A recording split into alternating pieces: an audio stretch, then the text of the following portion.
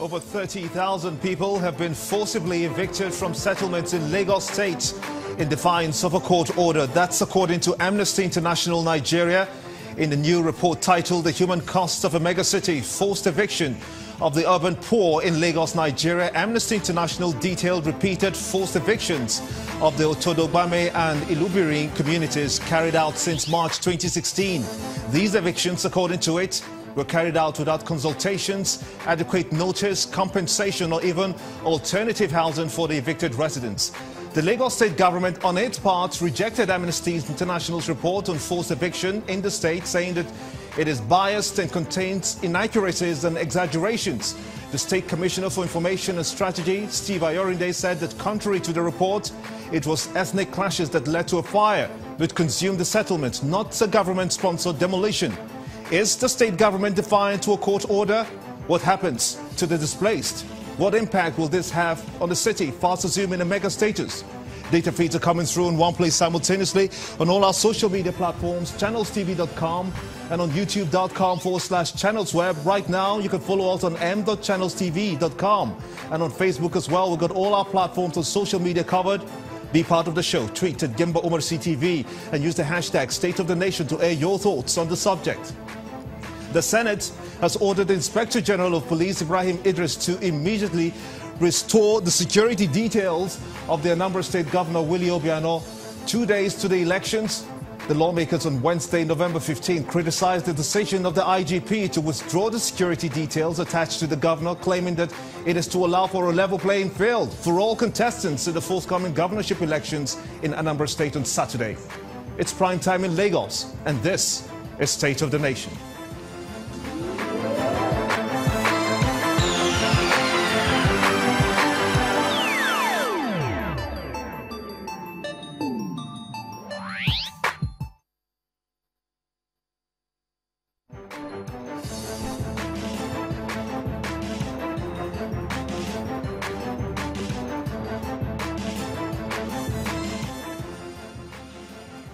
The President Muhammadu Buhari flagged off the APC campaign in Anambra State of the governorship elections on Saturday, drumming up support for the All Progressives Congress candidate Toyin Nwoye, 43, in an election with over 35 candidates from different political parties for the governorship seat. At the APC campaign, the president assured that the 2018 budget will address the infrastructure challenge in the region and that security will also be tackled. Now, just before the president's departure to the east for a 2-day working visit, he declared the retreat on education for the members of the Federal Executive Council open. He has asked the members to come up with workable solutions to solve the problems affecting the education sector. He, however, criticized the poor quality of teachers in the country. He also backed the Kaduna State Governor, Nasir El-Rufai, who he says is trying to solve the problems, we are told, of course. Now, Mr. Ali is the special advisor to the Bauchi State Governor on Media and Strategy. He joins me from our Abuja studios. Victor Oche is a former Speaker, Delta State House of Assembly, is a lawmaker. I want to thank you, gentlemen, for coming on the show at this time. Let's begin with you, Ali. You are from the north. Education in that region seems to be lagging quite a lot. The focus has been of primary education, though, but many hardly see this as encourageable. Is that the case for the northeast, where Bauchi State is located, Borno State, for instance, also, Adamawa State, Yobe, even Katsina?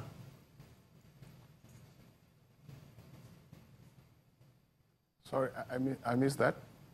Hello?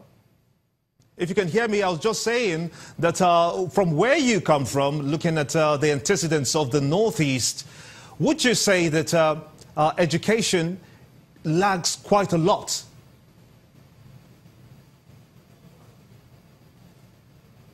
Yeah. Yes, if I get that correctly. Yeah, education lacks quite a lot. Is that what you said? I couldn't get the part. Something is missing. But yeah, if you look at the Northeast geopolitical zone, because of so many factors, cultural and economic, yeah, you could say that is lacking. Some things are missing. There are some missing facilities there, infrastructure, instructional materials, and even the quality of the teaching staff. And it has affected the region negatively. And then with the dawn of insurgency, of the 10 or so million out-of-school children, most of them are located in that geopolitical zone.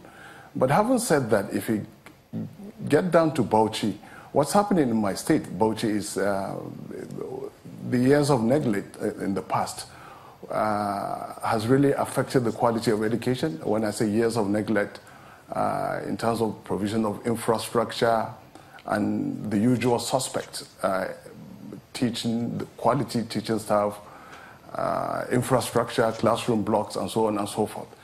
But with the dawn of this regime, a lot of reforms have been conducted, and because of these reforms in the last couple of years, you can see some progress has been made, especially if you look at the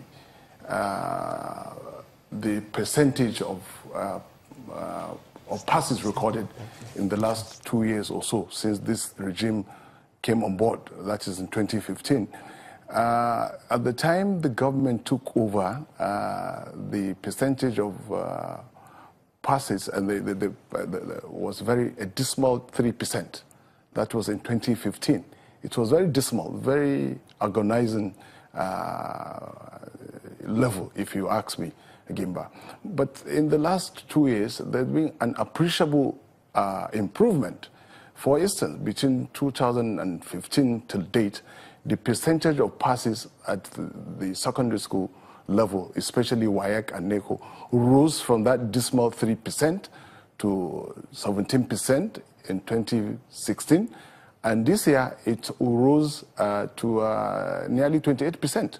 That is 27.8%. But even that is quite worrisome because of the level of decay of facilities, especially in Bauchi. I can't speak for the other states in the northeast geopolitical zone. But in Bauchi, you can see the determined effort of the government to reverse and redress this very disturbing picture of education. Like I said earlier, the government did a three-pronged, preferred a three-pronged approach to it. First, provision of infrastructure. So many classrooms were rehabilitated, and then the existing schools also expanded to accommodate more classrooms to cater for pupils. And then, because this is the basic, the foundation, because if you don't address these gaps at the foundation level, there will be a lot of problems. In the past, there's been this ruination.